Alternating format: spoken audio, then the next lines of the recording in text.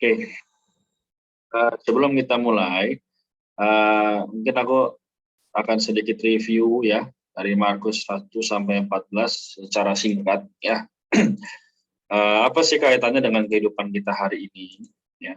Jadi kalau kita lihat kitab Markus, sebenarnya adalah satu perkara yang sukacita karena di dalam Alkitab ya, di dalam versi pemulihan dikatakan adalah Markus ini membicarakan mengenai Yesus Kristus adalah hamba penyelamat ya. Jadi apa yang hamba penyelamat ini ingin sampaikan kepada kita ya.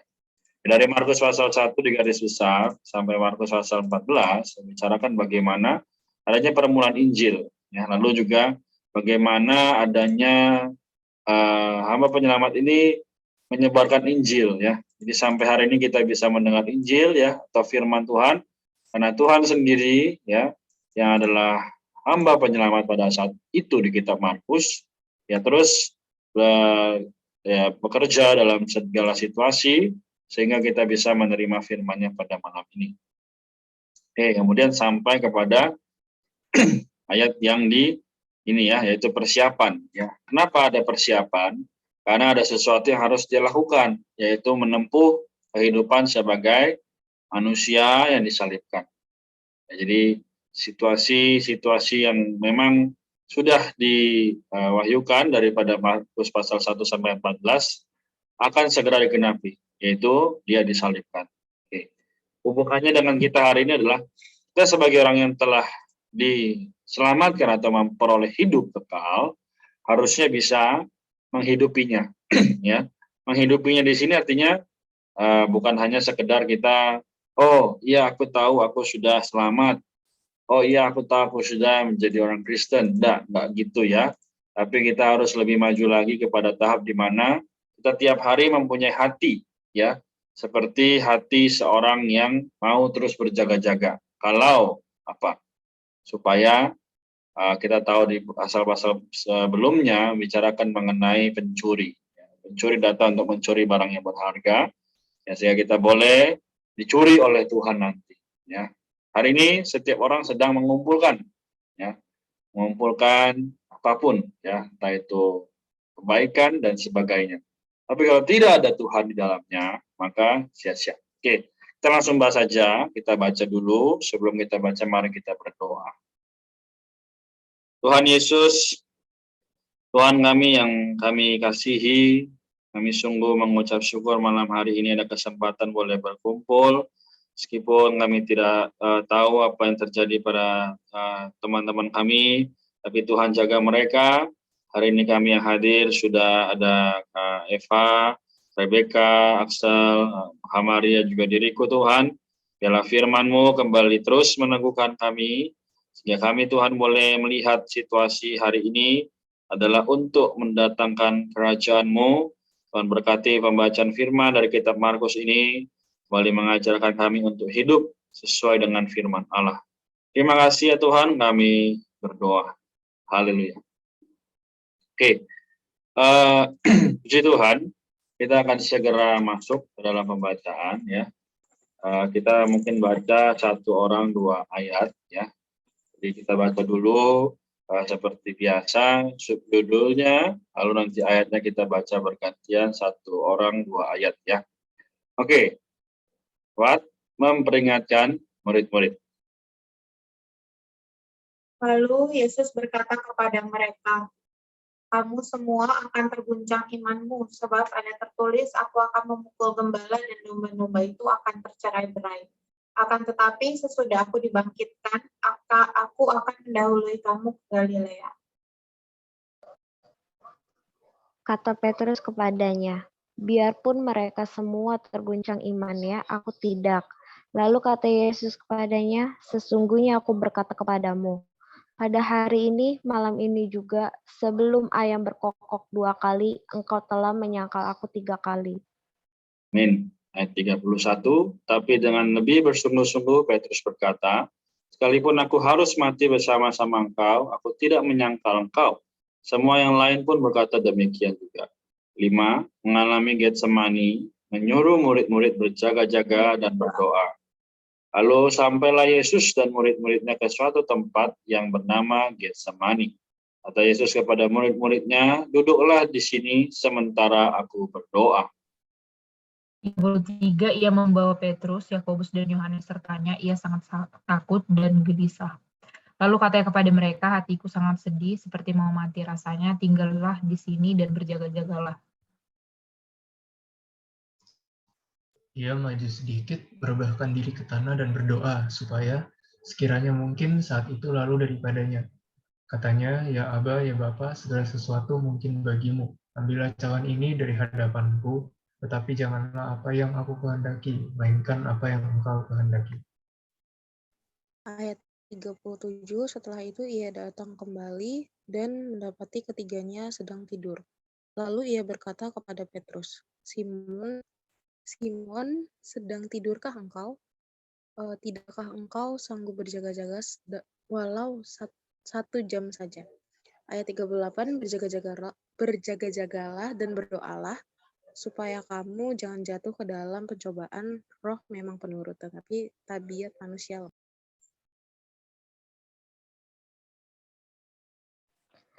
Lalu ia pergi dan mengucapkan doa yang itu juga. Ketika ia kembali, ia mendapati mereka sedang tidur, sebab mata mereka sudah berat dan mereka tidak tahu apa yang harus mereka katakan kepadanya.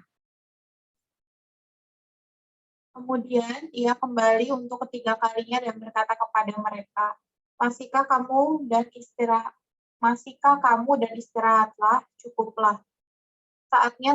Saatnya sudah tiba. Lihat, Anak Manusia diserahkan ke tangan orang-orang berdosa. Bangunlah, marilah kita pergi. Dia yang menyerahkan aku sudah dekat. 4. Kematian dan kebangkitan hamba penyelamat untuk kebenaran penebusan alam. 3. Waktu Yesus masih berbicara, muncullah Yudas, salah seorang dari ke-12 murid itu, dan bersama-sama dia serombongan orang yang membawa pedang dan kentung, disuruh oleh imam-imam kepala, ahli-ahli Taurat, dan tua-tua. Orang yang menyerahkan dia telah memberitahukan tanda kepada mereka. Orang yang akan kucium, itulah dia.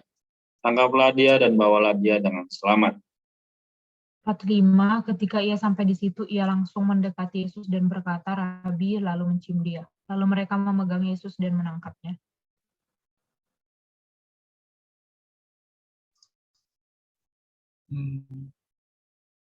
Sorry, 46 ya? 47. Salah seorang dari mereka yang ada di situ menghunus pedangnya, lalu meletakkannya kepada hamba imam besar, sehingga putus telinga. Kata Yesus kepada mereka, sangkamu aku ini penyamun, maka kamu datang lengkap dengan pedang dan kentung untuk menangkap aku.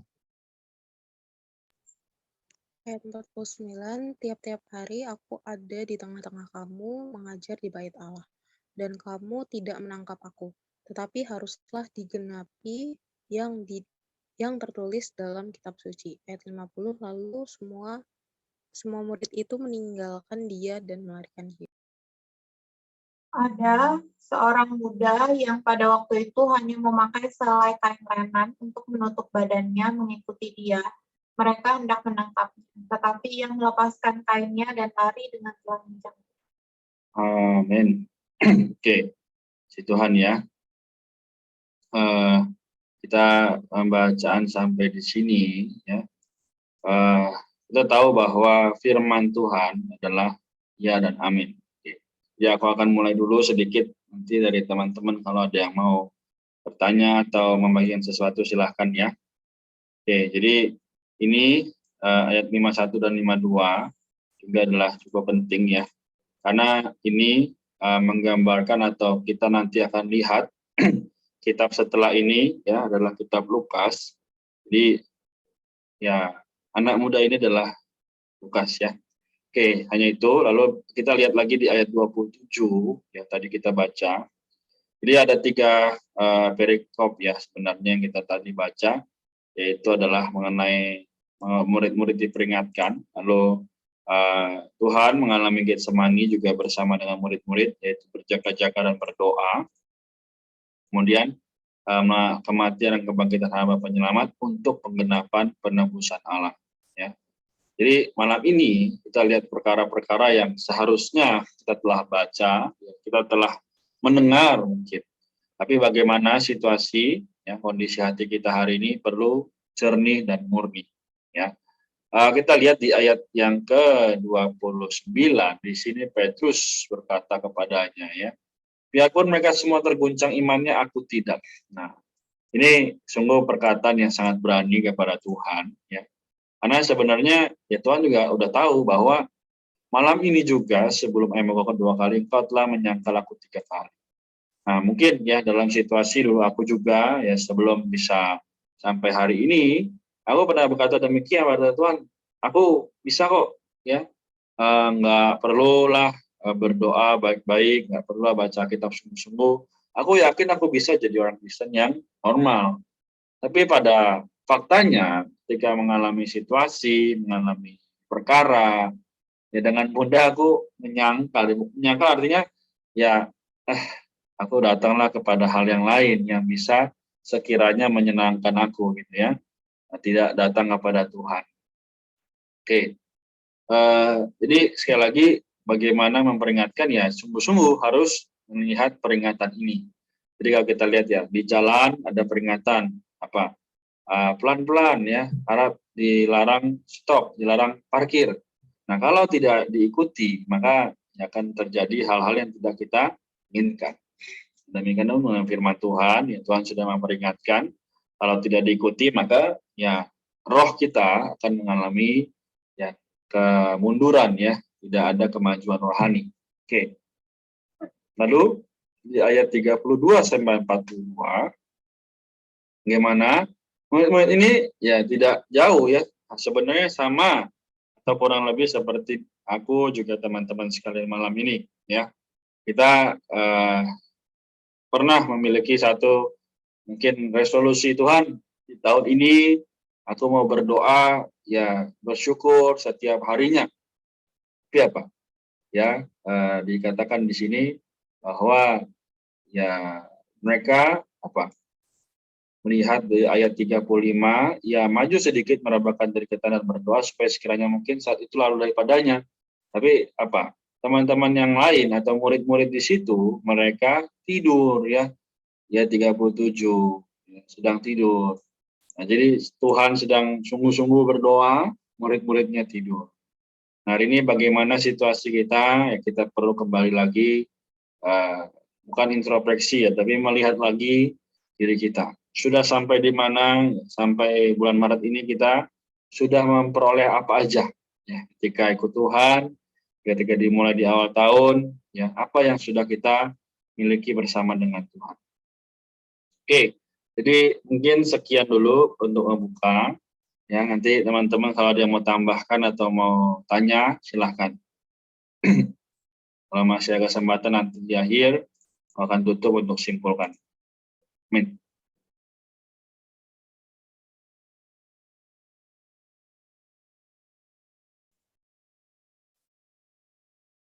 Amin. Aku menikmati di ayat 38 ya. Kita perlu berjaga-jaga dan berdoa supaya jangan jatuh ke dalam pencobaan. Ini khususnya kepada murid-murid sih sebenarnya ya, tapi juga makna rohaninya bisa diaplikasikan di dalam kehidupan sehari-hari ya, khususnya ketika frasa roh memang penurut tetapi tabiat manusia lemah. Jadi roh itu memang penurut ya. Maksudnya adalah batin kita itu adalah satu batin yang taat sebenarnya terhadap apa? Terhadap firman, terhadap perkataan orang sebenarnya ya. Tapi ternyata ada tabiat manusia yang lemah. Tabiat manusia ini adalah alamiah kita ya, daging kita sering lemah gitu. Nah, inilah yang membuat roh ini sulit untuk menggerakkan diri kita itu berjalan seturut dengan roh. Jadi hari ini bagaimana caranya supaya roh yang penurut ini bisa senantiasa hidup di dalam kita, perlu diperkuat melalui apa? Melalui firman yang kita baca setiap waktu. Jadi misalkan ya teman-teman gitu, mau melakukan sesuatu yang baik kepada orang yang telah menyalahpahami kita, pasti susah ya. bawaannya pengennya marah-marah, pengennya balas dendam, dan lain sebagainya. Itu adalah tabiat manusia yang lemah. Tapi semakin roh kita dikuatkan, sebenarnya kita bisa berbuat baik, kita bisa mengasihi ya, terlebih lagi bisa mengasihi orang yang menyalahpahami kita atau bersalah terhadap kita. Jadi hari ini bagaimana caranya supaya roh kuat, sekali lagi kita perlu datang kepada firman. Amin. Amin. Thank you, Mbak Maria. Ya, datang pada firman adalah satu-satunya cara supaya roh bisa dikuatkan, ya. Amin. Ada lagi dari Herlin, Eva, Axel, atau Rebecca?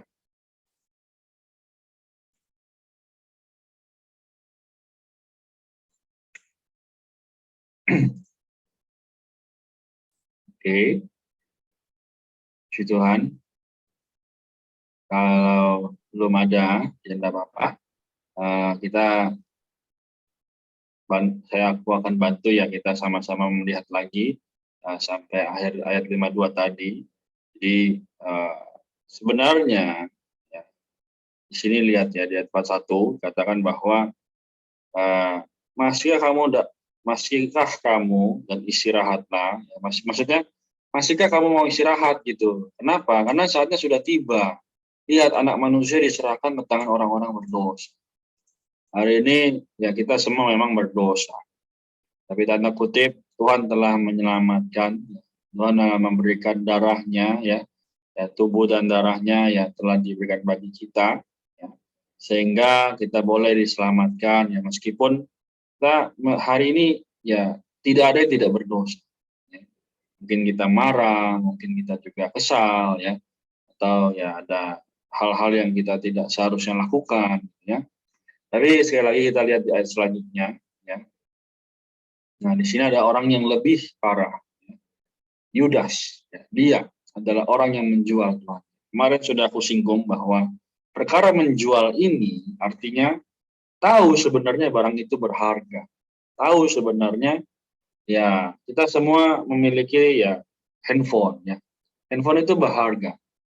Nah, tapi karena mungkin ada hal yang lebih kita perlukan, hal yang lebih kita sukai, maka kita bisa saja jual handphone kita itu. Nah, ini perkara contoh yang kurang baik, tapi harusnya mudah dimengerti ya. Jadi Tuhan kita adalah Tuhan yang sangat-sangat berharga.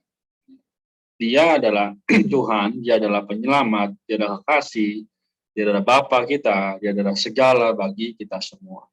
Tapi mengapa hari ini masih aja ada orang yang bisa, tanda kutip, menjual Tuhan dengan mudahnya, ada perkara-perkara yang tidak seharusnya. Mungkin entah itu ya tanda kutip pergaulan, ya, entah itu kesenangan pribadi. Ya, jadi teman-teman sekalian malam ini, siapapun kita, ya, entah itu ya hamba Tuhan, entah itu pekerja, ya, kita bisa saja jatuh ke dalam perkara ini. Ya. Tidak dipungkiri. Pelayanan pun bisa menggantikan Tuhan. Jadi malam ini kita semua, ya, tidak ada yang terkecuali, perlu memiliki satu hati yang seperti merpati. Merpati itu kalau sudah melihat, dia akan melihat satu tujuan. Jadi ya hanya satu, ya Tuhan, moga Engkau mengisiku dengan penuh. Ya, hari ini kita baca kita bersama hanya 30 menit kurang lebih, tapi ini sangat tidak cukup. Jadi harusnya ya sepanjang hari kita juga boleh berdoa, kita boleh datang pada Tuhan, ya. Jadi sekali lagi ya, maka dalam hal apapun di dalam kitab Filipi pasal yang pertama ayat 21, mungkin kita boleh lihat sama-sama sebentar ya. Ini wahyu yang diterima oleh Rasul Paulus ya. Jadi Filipi pasal 1 ayat 21 itu bilang gini ya, karena bagiku hidup adalah Kristus dan mati adalah keuntungan. Jadi kalau kita lihat, ya mungkin aku hari ini juga takut mati. Ya, siapa yang tidak takut mati? Ya tidak mungkin. Kenapa Paulus bisa tidak takut mati? Karena hidupnya adalah Kristus. Sekarang hidup kita, apakah sudah dipenuhi dengan Kristus? Ya, kalau sudah, mari pertahankan. Kalau belum, mari sama-sama kembali bertobat. Oke, Jadi aku rasa cukup ya pembacaan kita malam ini ya. Semoga besok lagi kita baca bersama-sama. Ya, perjanjian lama juga dibaca secara pribadi, boleh kembali menguatkan kita, meneguhkan iman kita dalam kasih, ya, supaya Tuhan dimuliakan, kita pun dipuaskan.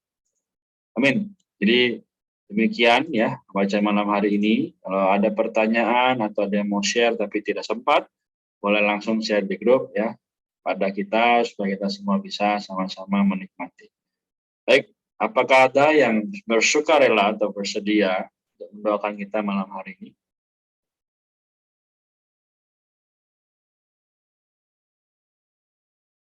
Oke. Aku deh, Kak.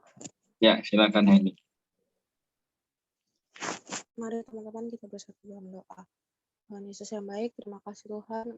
Hari ini kami telah membaca firman-Mu ya Tuhan bersama-sama. Tuhan